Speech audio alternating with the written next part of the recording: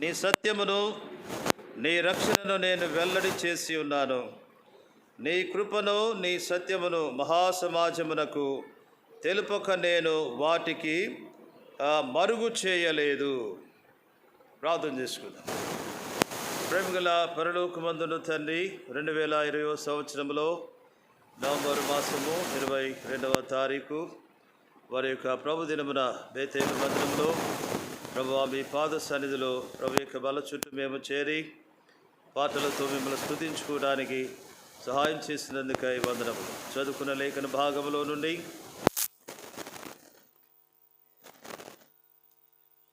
మా దేవుడు అయి ఉన్నారు కాబట్టి మేము మిమ్మల్ని ఆత్మతోనూ సత్యముతోనూ యథార్థంగా ఆరాధించడం మాకు సహాయపడాలి. వచ్చిన వారిని బట్టి స్తోత్రములు, రావాల్సిన వారిని నడిపించండి. మేమందరమును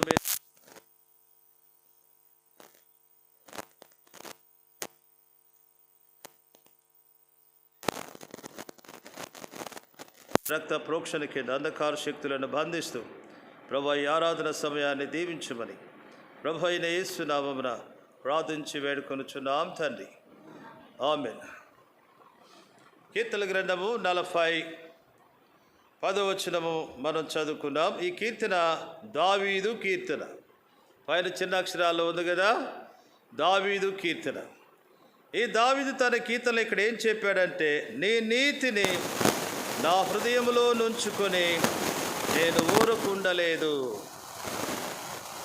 ఎవరు చెప్పాడు దావీదు ఇక్కడ? నీ నీతి అంటే దేవుని నీతి. నీ నీతి నా హృదయంలో నుంచుకొని నేను ఊరకుండలేదు. దావీదు హృదయంలో ఏముంచుకున్నాడంట? దేవుని నీతిని ఉంచుకున్నాడు. కాబట్టి నీ నీతి నా హృదయంలో నుంచుకొని నేను ఊరకుండలేదు. కాబట్టి దేవుని యొక్క నీతి మన హృదయంలో ఉన్నప్పుడు మనం ఊరకుండలేము. మరేం చేస్తాం? ఊరకుండలేక ఏం చేస్తాం? ఆ నీతిని బట్టి ప్రభుని స్తుతించుకుంటాం, ఆ నీతిని బట్టి ప్రభుని ఆరాధిస్తాం, ఆ నీతిని బట్టి ప్రభుని కొనియాడుతాం, ఆ నీతిని బట్టి ప్రభుని గొప్ప చేస్తాం, ఆ నీతిని బట్టి ఆయనను కీర్తించి ఆరాధిస్తాం. కాబట్టి దావీదు చెప్పిన మాట ఏంటంటే, నీ నీతిని నా హృదయంలో నుంచుకొని. నేను దీన్ని ధ్యానం చేస్తూ ఉన్నప్పుడు ఆలోచన ఎలా కలిగిందంటే, దేవుని యొక్క నీతి దావీదు హృదయంలోనికి ఎలా వచ్చింది? మానవుని యొక్క హృదయంలో నీతి ఉందా అంటే మానవుని యొక్క హృదయంలో నీతి లేదు. దేవుని యొక్క నీతి మానవుని యొక్క హృదయంలోనికి రావాలంటే వాట్ ఈస్ ద ప్రాసెస్? దేవుని యొక్క నీతి మానవుని యొక్క హృదయంలోనికి ఎలా వస్తుంది? ఎలా వస్తుందంటే చూడండి, ఫిలిప్పీలకు రాస్తున్న పత్రిక, ఫిలిపియన్ చాప్టర్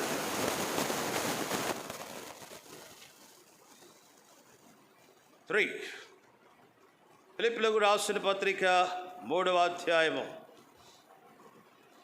ఫిలిప్పీలకు రాస్తున్న పత్రిక 3వ అధ్యాయం 9వ వచనం చదవాలి. క్రీస్తును సంపాదించుకొని ధర్మశాస్త్ర మూలమైన నా నీతిని గాక క్రీస్తునందలి విశ్వాసం వలైన నీతి అనగా విశ్వాసమును బట్టి దేవుడు అనుగ్రహించు నీతి గలవాడునై. ఇక్కడ పౌలు గారు ఏమని చెప్పాడు? క్రీస్తును సంపాదించుకొని ధర్మశాస్త్ర మూలమైన నా నీతిని గాక క్రీస్తునందలి విశ్వాసములైన నీతి అనగా విశ్వాసమును బట్టి దేవుడు అనుగ్రహించు నీతి గలవాడునై. కాబట్టి ఇక్కడ దేవుడు నీతిని ఎప్పుడు అనుగ్రహించాడంటే విశ్వాసమును బట్టి అనుగ్రహించాడు. ధర్మశాస్త్ర మూలమైన నా నీతిని గాక క్రీస్తునందలి విశ్వాసము వలనైన నీతి అనగా విశ్వాసమును బట్టి దేవుడు అనుగ్రహించు నీతి గలవాడునై. కాబట్టి మానవుని యొక్క హృదయంలోనికి దైవ నీతి ఎప్పుడు తీసుకురాబడిందంటే ఎప్పుడైతే ప్రభువైన యేసుక్రీస్తునందు మనము విశ్వాసం ఉంచామో ఆ విశ్వాసమును బట్టి దేవుడు నీతిని అనుగ్రహించాడు. కాబట్టి ఇక్కడ దావీదు చెప్పిన మాట ఏంటంటే, నీ నీతిని నా హృదయంలో నుంచుకొని. కాబట్టి తన హృదయంలోనికి ఏమొచ్చింది? ఏమొచ్చింది చెప్పండి? నీతి వచ్చేసింది. కాబట్టి ఉదయకాలం ముందు మనం కూడా దేవుణ్ణి ఆరాధించడానికి ఇదే కారణము. ప్రభువా, నా హృదయంలో నీతిని ఉంచుకొని నేను మౌనంగా ఉండలేను. I cannot keep quiet when your righteousness is in my heart. మన హృదయంలో దేవుని యొక్క నీతి ఉన్నప్పుడు మనం మౌనంగా ఉండలేము. మరి ఏం చేస్తారంటే ఆతురతో ఆరాధిస్తారు, త్వరపడి ఆరాధిస్తారు. ఆ నీతిని బట్టి ప్రభుని ఆరాధించి ఘనపరుస్తారు. మన పాటలో కూడా ఉంది. ఏమంది పాటలు? ఎట్లు మౌనముగానుందు ప్రభు, చెల్లింపాక స్తోత్ర గీతము. ఎట్లు మౌనముగానుందు ప్రభు, చెల్లింపాక స్తోత్ర గీతము. కాలమంతా పాడుచుండేదా, కాలమంతా పాడుచుండేదా, నీ ప్రేమ పారమైనది, దేవాని తలంపులు అమూల్యమైనవి నాయడా. నాయడాల నీ కరుణ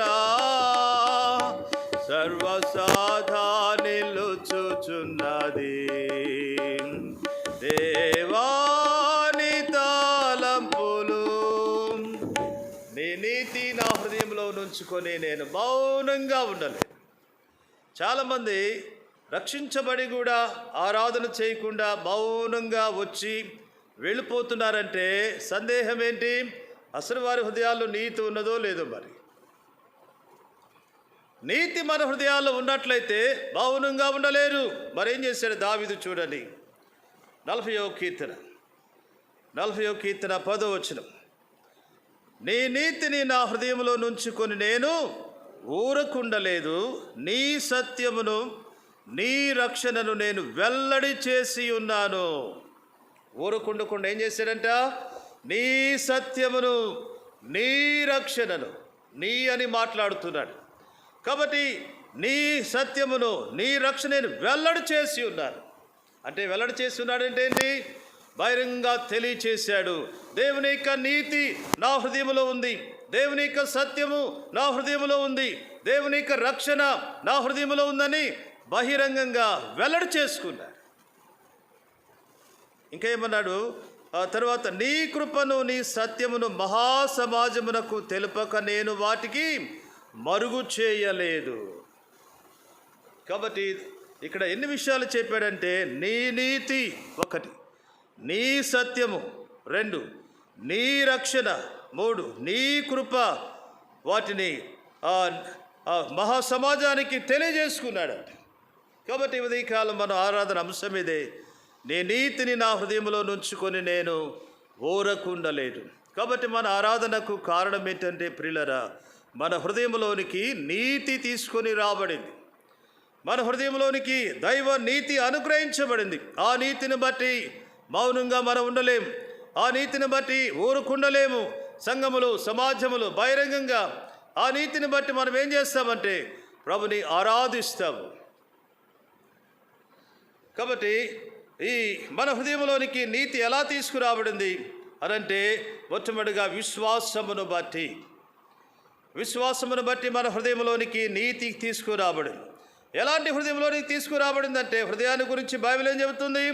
హృదయము అన్నిటికంటే మోసకరమైనది, ఘోరమైన వ్యాధి కలిగింది. అన్నిటికంటే మోసకరమైనటువంటి ఆ హృదయంలోనికి ప్రభువు యేసునందలి విశ్వాసమును బట్టి ఆ మోసకరమైన హృదయంలోనికి నీతి తీసుకొని రాబడింది. హృదయం అన్నిటికంటే మోసకరమైంది, ఘోరమైన వ్యాధి కలిగిందని ఇర్మియా ప్రవక్త ఇర్మియా గ్రంథము 17వ అధ్యాయము 9వ వచనములో తెలియచేశాడు. ఇంకా ఇదే దావీదేమంటాడంటే, మరి ఒక చోట హృదయము అగాధం అన్నాడు. హృదయం ఎలాంటిదంట? మోసకరమైంది మాత్రమే కాదు, హృదయము అగాధం అని చెప్పన్నాడు. అగాధం ఎంత లోతుగా ఉంటుందో మానవుని యొక్క హృదయం కూడా అంత లోతుగా, అంత అగాధంగా ఉంటుంది. చూడండి, కీర్తన గ్రంథము 64 కీర్తన. Psalm 64 please. కీర్తన గ్రంథం 64 6వ వచనం చదవండి.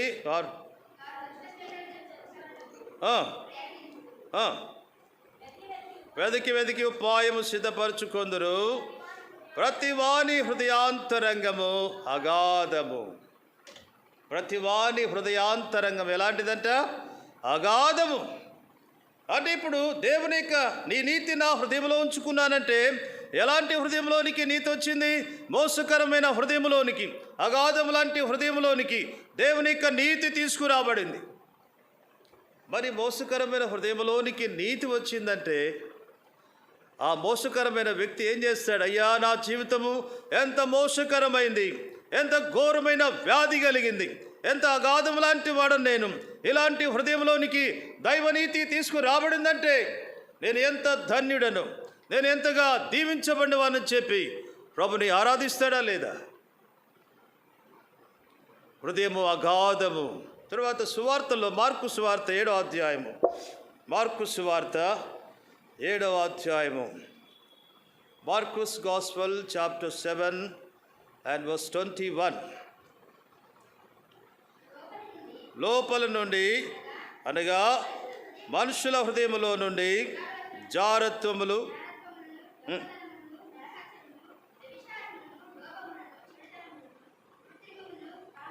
కామవికారమును, మత్సరమును, దేవదూషణయు, అహంభావమును, అవివేకమును వచ్చు. 23వ వచనం. ఈ చెడ్డవన్నీయు లోపల నుండియే బయలు వెళ్ళి మనుషుని అపవిత్రపరచును. ఇక్కడ 13 రకాల చెడ్డ విషయాలు ఉంటాయి. ఈ చెడ్డవన్నీ కూడా ఎక్కడి నుంచి బయలుదేరుతున్నాయంట? లోపల నుండి. ఎక్కడ? లోపల నుండి. మనుషుని యొక్క హృదయంలో నుంచి బయలుదేరి అతన్ని అపవిత్రపరుస్తున్నాయి. కాబట్టి మనుషుల హృదయం దురాలోచనలు, 2 జారత్వములు, 3 దొంగతనములు, 4 నరహత్యలు, 5 వ్యభిచారములు, 6 లోభములు, 7 చెడుతనములు, 8 కృత్రిమము, 9 కామవికారము, 10 మత్సరము, 11 దేవదూషణ, 12 అహంభావం, 13 అవివేకం. ఈ 13 రకాల పాపములు మనుష్య హృదయములో నుంచి బయలుదేరి అతను ఏం చేస్తున్నాయి? అపవిత్రపరుస్తున్నాయి. ఇలాంటి హృదయంలోనికి ఇప్పుడేం తీసుకురాబడింది? నీతి తీసుకురాబడింది. కాబట్టి దావీదు ఎంత చక్కగా చెప్పారంటే, నీ నీతి నా హృదయంలో ఉంది అంటే ఇప్పుడు ఆ హృదయము మోసకరమైంది కాదు, ఇప్పుడు ఆ హృదయము అగాధము లాంటిది కాదు, ఇప్పుడు ఆ హృదయంలో నుంచి ఈ 13 రకాల పాపాలు బయలుదేరటం లేదు. ఇప్పుడు ఆ హృదయంలో ఏమున్నదంటే నీతి ఉన్నది. ఈ ఉదయకాలం ఆరాధించబోతున్న ప్రియమైన సహోదరి, ఆరాధించబోతున్న ప్రియమైన సహోదరుడు, దేవుని ప్రజలారా, నువ్వు ఆరాధించాలంటే నీ హృదయంలో నీతి ఉండాలి. ఆ నీతిని బట్టి, నీతిగా నీ హృదయంలో ఉంటే మౌనంగా ఉండు. పాట పాడేటప్పుడు మౌనంగా ఉండవు, ఆరాధన చేసేటప్పుడు మౌనంగా ఉండవు. ఏం చేస్తావు? ఆత్మతో సత్యముతో ఆరాధించడానికి, హృదయమారుగా ప్రభుని స్తుతించడానికి నీ హృదయం త్వరపడుతుందన్నమాట. కారణం ఏంటి? నీతి ఉన్నది కాబట్టి మౌనంగా ఉండలేదు. కాబట్టి ఈ నీతి మన హృదయంలోనికి విశ్వాసమును బట్టి తీసుకురాదు. ఎవరి యందు విశ్వాసమును బట్టి? ప్రభువైన యేసుక్రీస్తునందు విశ్వాసం ఉంచినప్పుడు ఆ విశ్వాసమును బట్టి దైవ నీతి మన హృదయంలోనికి. ఎప్పుడైతే యేసునందు విశ్వాసం ఉంచామో నీతి రావడానికి అక్కడ మన హృదయంలో జరిగిన కార్యములు 15వ అధ్యాయము.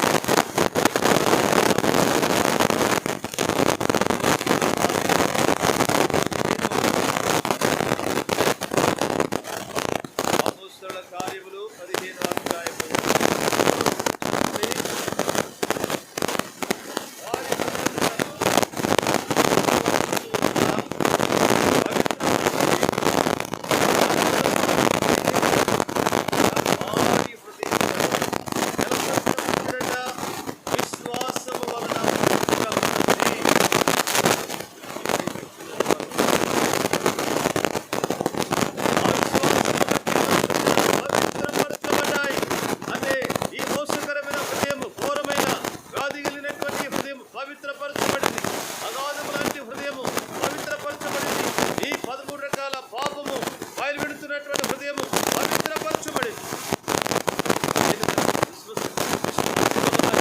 పవిత్రపరచబడింది. కాబట్టి ఎలాంటి విశ్వాసమును బట్టి ఏంటి విశ్వాసం అంటే రోమిలకు రాసిన పత్రిక 10వ అధ్యాయము 9వ వచనం. 10వ అధ్యాయము 9వ వచనం.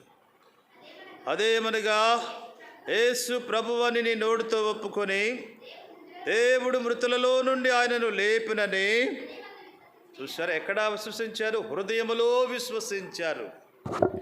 ఎక్కడ విశ్వసించారు? హృదయములో విశ్వసించారు. హృదయములో ఏమని విశ్వసించారు? యేసు ప్రభువని నోటితో ఒప్పుకున్నారు.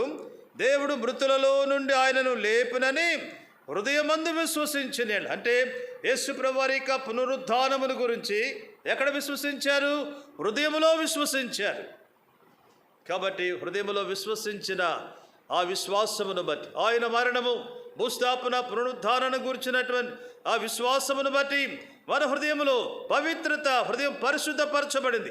పవిత్రపరచబడి ఆ హృదయంలోనికి నీతి తీసుకురాబడి. ఇందాక మనం చదువుకున్న ప్రకారం పౌలు గారు చెప్పినట్లు మళ్ళీ చదవండి. ఫిలిప్పీ 3వ అధ్యాయం 9వ వచనం. ఫిలిప్పీలకు రాస్తున్న పత్రిక 3వ అధ్యాయం 9వ వచనము. ధర్మశాస్త్ర మూలమైన నా నీతిని గాక క్రీస్తునందలి విశ్వాసము వలనైన నీతి, అనగా విశ్వాసమును బట్టి దేవుడు అనుగ్రహించు నీతి. పౌలు గారు చెప్పిన క్రీస్తునందలి విశ్వాసము వలనైన నీతి, అనగా విశ్వాసమును బట్టి దేవుడు అనుగ్రహించు నీతి అన్నాడు. ఏంటి మన విశ్వాసము? యేసు ప్రభువారు ఆయన ప్రభువని, ఆయన దేవుడని, ఆయన నా కొరకే మరణించి సమాధి చేయబడి తిరిగి లేచాడు అని విశ్వసించినప్పుడు ఆ విశ్వాసమును బట్టి హృదయంలో జరిగిన కార్యం ఏంటంటే హృదయము పవిత్రపరచబడింది. ఆ హృదయంలోనికి దైవ నీతి తీసుకురాబడింది. కాబట్టి ఇంత మార్పు విశ్వాసమును బట్టి జరిగిందన్నమాట. మోసకరమైన హృదయం కాదు ఇప్పుడు, అగాధం లాంటి హృదయం కాదు ఇప్పుడు, పాపం బయలుదేరే హృదయం కాదు ఇప్పుడు. ఇప్పుడు ఎలాంటి హృదయం అంటే నీతి ఉన్నటువంటి హృదయము. కాబట్టి ఇలాంటి నీతి హృదయంలో ఉన్నప్పుడు విశ్వాసి మౌనంగా ఉండలేడు, ఓరిక ఉండలేడు. వారు ఏం చేస్తారంటే స్తుతి కీర్తనలతో దేవుని సమాజానికి తెలియజేస్తాడు. ప్రభు ఎలా రక్షించాడు, ఎలాగూ నీతిగా తీర్చబడ్డాడు, మరి బహిరంగంగా ప్రభుని ఆరాధిస్తాడు. కాబట్టి ఇలాగున విశ్వాసమును బట్టి మన హృదయంలోనికి నీతి తీసుకొని రాబడింది. రెండవదిగా తీతుకు రాసిన పత్రిక,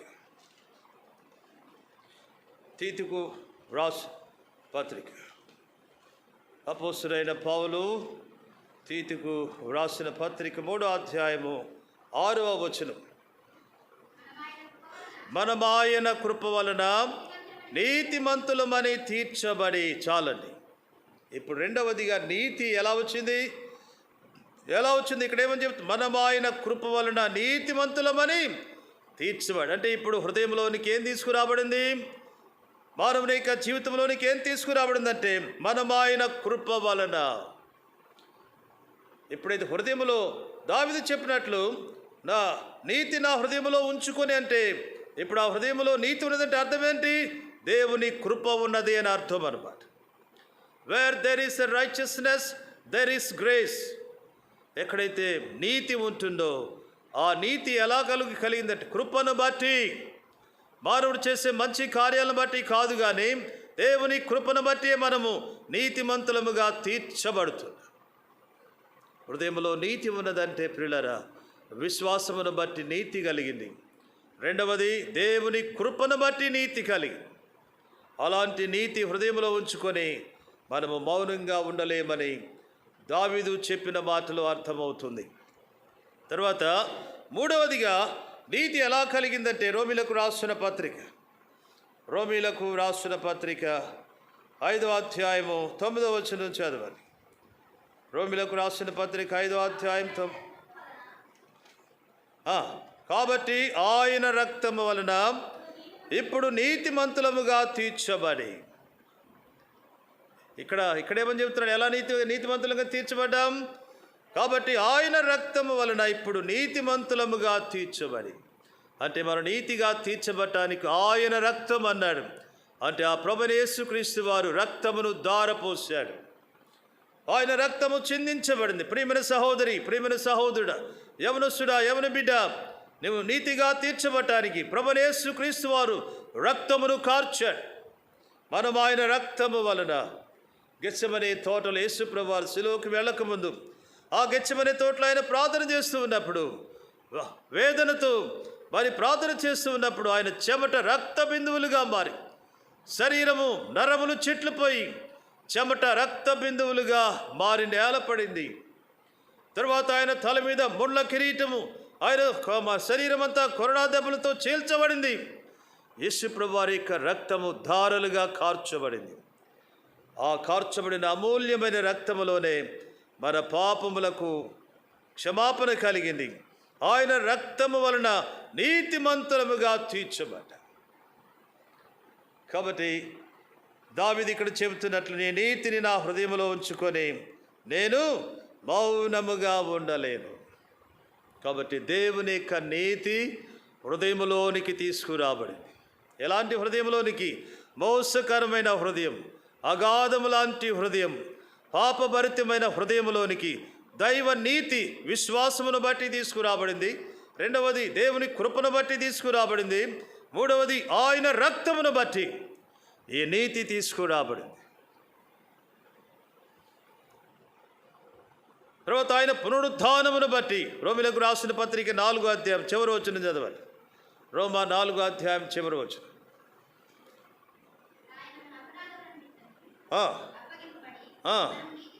ఆయన మన అపరాధముల నిమిత్తం అప్పగించబడి నీతిమంతులుగా తీర్చబడటానికి తిరిగి లేచాడు. యేసు ప్రభువారే తిరిగి లేచి ఉండకపోతే, ఆయన సమాధిని ఓడించి మరణమును గెలిచి ఆయన తిరిగి లేచి ఉండకపోతే మనకు నీతి లేదు ప్రియులను. ఆయన తిరిగి లేచాడు కాబట్టి వాళ్ళు నీతిమంతులనుగా తీర్చడానికి ఆయన తిరిగి లేచాడు. ఆయన రక్తములను నీతిగా తీర్చింది. ఆయన పునరుద్ధానము మానవ నీతిగా తీర్చింది. ఇలాంటి నీతి మన హృదయంలో ఉన్న తర్వాత ఎట్లా మౌనంగా ఉంటుంది చెప్పండి? ఎంత మాత్రం మౌనంగా ఉండాలి. మరేం చేస్తామంటే ఆ నీతిని బట్టి ప్రభుని స్తుతించి ఆరాధిస్తాం.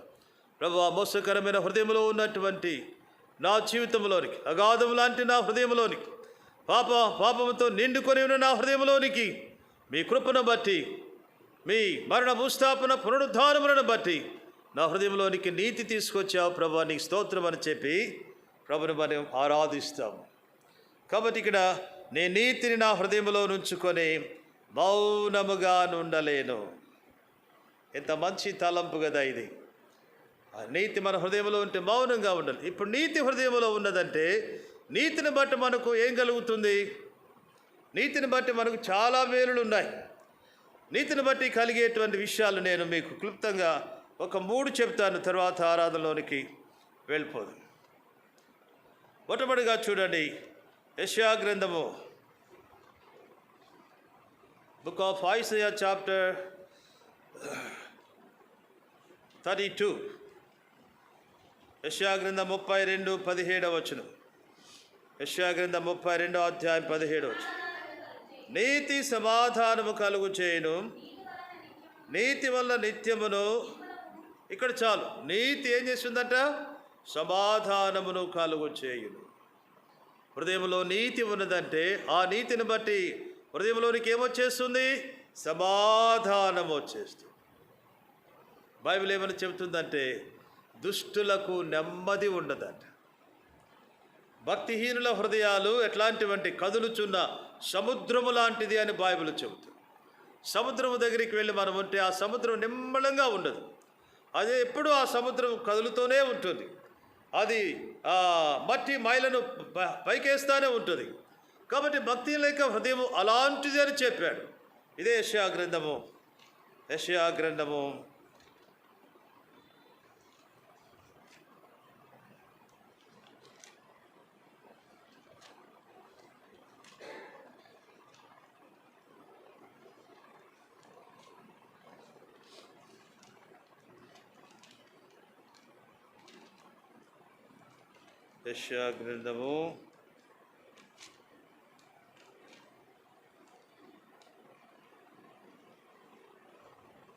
32 57వ అధ్యాయం 20వ వచనం. యెషయా గ్రంథం 57:20.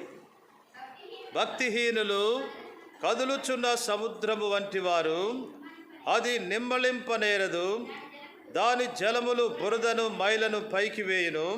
చాలు. ఇక్కడ ఏమంటాడు? భక్తిహీనుడు ఎట్లాంటి వారంట? కదులుచున్న సముద్రము వంటి వారు, అది నిమ్మళింపనేరదు, దాని జలములు బురదను మైలను పైకి వేయు. ఇలాంటి భక్తిహీనుల యొక్క జీవితంలోనికి ఎప్పుడైతే నీతి తీసుకురావు, నీతిని బట్టి నెమ్మది. కాబట్టి నీతి ఏం చేస్తుందట? సమాధానమును కలుగుచే. నీతి ఏం చేస్తుందంటే ప్రియులారా, సమాధానాన్ని కలుగు. నీతిని బట్టి మనకు సమాధానం. సమాధానం ఉందా మానవుని యొక్క జీవితంలో? అంటే మానవుని యొక్క జీవితంలో సమాధానము లేదు, నెమ్మది లేని వారంగా మనం ఉన్నాం. అయితే ప్రియులారా, విశ్వాసమును బట్టి మన హృదయంలోనికి నీతి తీసుకొని రాబడిన తర్వాత, దేవుని కృపను బట్టి తర్వాత, మరి ఆయన రక్తమును బట్టి మనలోనికి నీతి తీసుకొని రాబడిన తర్వాత, ఆ నీతిని బట్టి మనకు సమాధానం ఇవ్వబడింది. నీతిని బట్టి ఏమి ఇవ్వబడింది? సమాధానం ఇవ్వబడింది. అందుకనే ఇప్పుడు మన హృదయంలో రెండు ఉన్నాయి, నీతి ఉంది, సమాధానం. ఈ రెండు కూడా విడదీయని బంధం కలిగి ఉంటాయి. ఈ నీతి సమాధానాలు ఎట్లా ఉంటాయి అంటే విడదీయని బంధము. Nobody cannot separate these two things. ఈ రెండు విషయాలు ఎవ్వరు కూడా వేరు చేయలేదు. Where there is righteousness there is peace. నీతి ఉన్న చోట సమాధానము తప్పకుండా ఉంటుంది. ఇప్పుడు దావీదేమన్నాడు? నా హృదయంలో నీతిని ఉంచుకొని నేను మౌనంగా ఉండలేనంటే నీతిని బట్టి కలిగి ఆశీర్వాదాలు లేవో? మరి ఆయనకి ఉంది. నీతి ఏం చేస్తుంది? సమాధానం కలుగు చేస్తుంది. కాబట్టి నీతి ఉన్నదంటే సమాధానం కూడా ఉంది. ఆరాధన చేస్తున్నప్పుడు, ప్రభుని స్తుతిస్తూ ఉన్నప్పుడు, ఆయన గురించి పాడుతూ ఉన్నప్పుడు ఎంత సమాధానంగా ప్రభుని ఆరాధించారు. భక్తిహీనులకు సమాధానం లేదు. కానీ ప్రియులరా, నీతి మనకు సమాధానం కలుగు చేసి, అందుకే ఉదయకాలం మందు ప్రభుని స్తుతించి ఆరాధిస్తాం. ప్రభువా, భక్తిహీనమైన నా హృదయంలోనికి నీతి తెచ్చావయ్యా. మోసకరమైన నా హృదయంలోనికి నీతిని తీసుకుని వచ్చావు ప్రభువా. అగాధం లాంటి నా హృదయంలోనికి నీతిని తీసుకుని వచ్చావు. విశ్వాసమును బట్టి మీ అందరి విశ్వాసముంచుగా, మీ పునరుద్ధానం విశ్వాసముంచుగా నాలో నీతిని తీసుకొచ్చావు. ఆ నీతిని బట్టి నీకు స్తోత్రం అని చెప్పి ప్రభుని ఆరాధించాలి. కాబట్టి నీతి సమాధానం కలుగు చేస్తుంది. సెకండ్ థింగ్, రెండో విషయం ఏంటంటే నీతిమంతుల తల మీదకి దేవుడు ఆశీర్వాదాన్ని తీసుకొస్తాడు. కీర్తన గ్రంథం 5వ కీర్తన.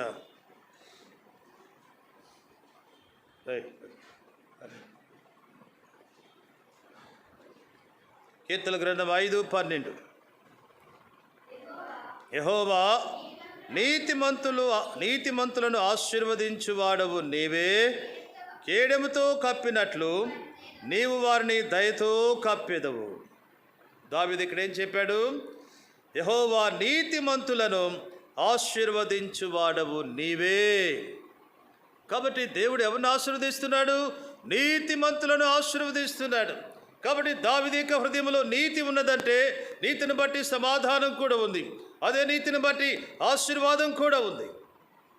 కాబట్టి నీతి ఆశీర్వాదము తీసుకొని వచ్చింది. యెహోవా, నీతిమంతులను ఆశీర్వదించువాడవు నీవే. కేడెముతో కప్పినట్లు నీవు వారిని దయతో కప్పెదు. నీతిమంతులనంట దేవుడు కేడెముతో కప్పినట్లు దయతో కప్పేస్తాడంట. అంటే నీతిమంతులకు ఆశీర్వాదం ఉంది, తర్వాత దేవుని దయ కూడా వారికి ఉంది. కాబట్టి నీతిని బట్టి ఈ రకమైన ఆశీర్వాదం ఉంది. తర్వాత మూడవది చూడండి. మూడవదిగా సామెతలు గ్రంథము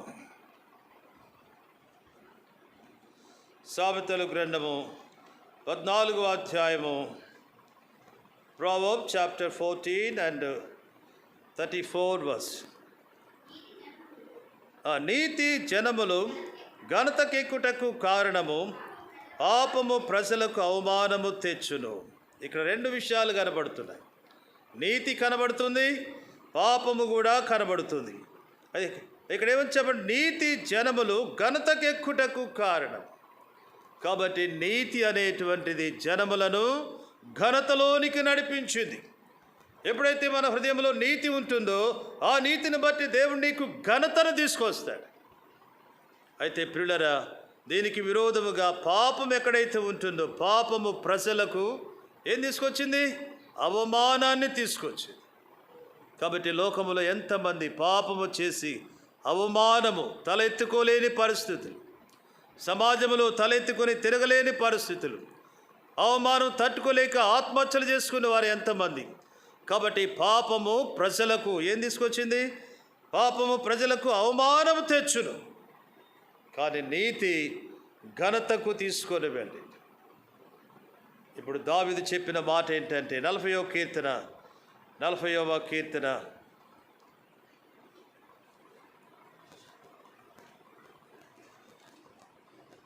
40వ కీర్తన 10వ వచనము.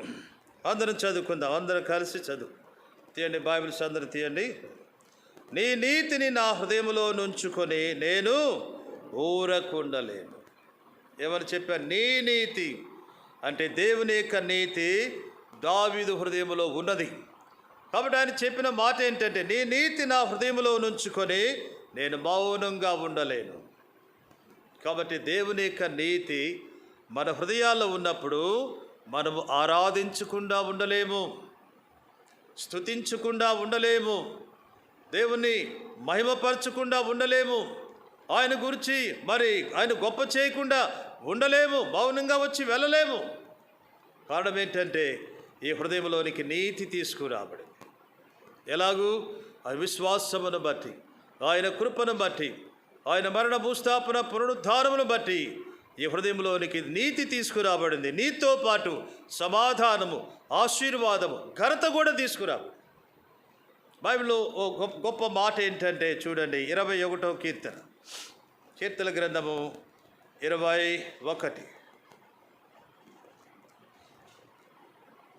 21వ కీర్తన 5వ వచనం చదవండి. నీ రక్షణ వలన, ఎంత గొప్ప మాట చూడండి. నీ రక్షణ వలన అంటే దేవుడు రక్షించాడు. నీ రక్షణ వలన అతనికి గొప్ప మహిమ కలిగెను. గౌరవ ప్రభావములను నీవు అతనికి ధరింపజేసి ఉన్నావు. నీ రక్షణ వలన అతనికి గొప్ప మహిమ కలిగిందంట. వీళ్ళ రక్షించబడ్డ వారికి కొద్ది మహిమ కాదు, గొప్ప మహిమ. నీ రక్షణ వలన అతనికి గొప్ప మహిమ కలిగెను. గౌరవ ప్రభావములను నీవు అతనికి ధరింపజేసి ఉన్నావు. గౌరవాన్ని, ప్రభావాన్ని ఎవరికి ధరింపజేశాడు? రక్షింపబడిన వారికి. పాపాన్ని బట్టి మానవుడికి ఎంత అవమానం ఉంది, అదే పాపంలో ఉన్నటువంటి మానవుడు రక్షించబడిన తర్వాత అతనికి ఎంత గౌరవం ఉంది, ఎంత ప్రభావం ఉంది. అందుకనే అట్టి గౌరవ ప్రభావములను బట్టి ఈ ఉదయకాలమందు ప్రభుని మనము స్తుతించి ఆరాధించుకుందాం, ఆయన నామాన్ని గొప్ప చేసుకుందాం. కాబట్టి దావీదు చెప్పినట్లుగా, నీ నీతి నా హృదయంలో ఉంచుకొని నేను మౌనముగా ఉండలే. I cannot keep quiet. నేను మౌనంగా ఉండలేను. మరి ఏం చేస్తానంటే మళ్ళీ చదువుదామా ఆ వచనం. 40వ కీర్తన 10వ వచనం. 40వ కీర్తన 10వ వచనం. నీ నీతిని నా హృదయంలో నుంచుకొని నేను ఊరకుండలేదు. నీ సత్యమును, నీ రక్షణను నేను వెల్లడి చేసి ఉన్నాను. నీ కృపను, నీ సత్యమును మహాసమాజమునకు తెలుపక నేను వాటిని మరుగు చేయలేదు. కాబట్టి ఇక్కడేమన్నాడు? నీ నీతిని నా హృదయంలో ఉంచుకొని నేను మౌనంగా ఉండలేను. నీ సత్యమును, నీ రక్షణను నేను వెల్లడి చేసి ఉన్నాను. నీతిని మౌనంగా ఉండకుండా ఆయన ఏం చేశాడంట? వెల్లడి చేశాడంట. ఎక్కడ వెల్లడి చేసి? మహాసమాజమునకు తెలుపక నేను వాటికి మరుగు చేయలేదు. కాబట్టి దేవుని యొక్క నీతిని, తర్వాత దేవుని యొక్క సత్యమును, రక్షణను, కృపను, వాటిని హృదయంలో ఉంచుకొని మౌనంగా ఉండకుండా ఏం చేశాడంటే మహాసమాజమునకు తెలియజేశాడంట. ఇప్పుడు మన సమాజంలో ఉన్నాం కదా, మన చిన్న సమాజం అయినప్పటికీ ఆరాధన చేస్తున్నప్పుడు ఏం చేస్తున్నావు? సమాజానికి తెలియజేస్తున్నావు ఏ రీతిగా నువ్వు రక్షించబడ్డావు. కాబట్టి రక్షణను బట్టి ఇటువంటి ఘనత ఉన్నది కాబట్టి ఉదయకాలం మందు దావీదు చెప్పినట్లుగా ఇటు రక్షణను బట్టి మనం ప్రభుని స్తుతించి ఆరాధిస్తాం, ఆయన నామాన్ని గొప్ప చేద్దాం.